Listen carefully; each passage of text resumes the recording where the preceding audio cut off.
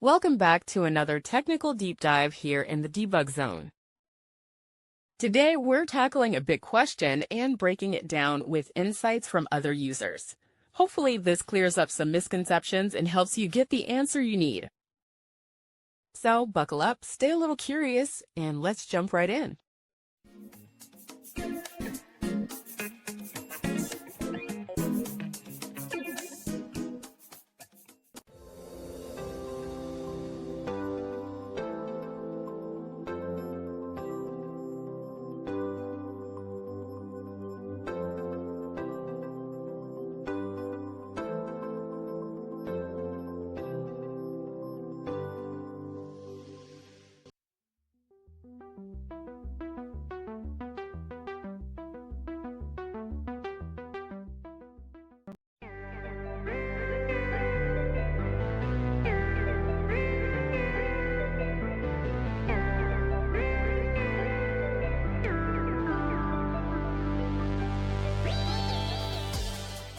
And that's a wrap.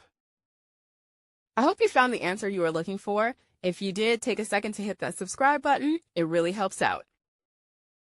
And let me know in the comments which solution worked best for you. See you next time in the debug zone.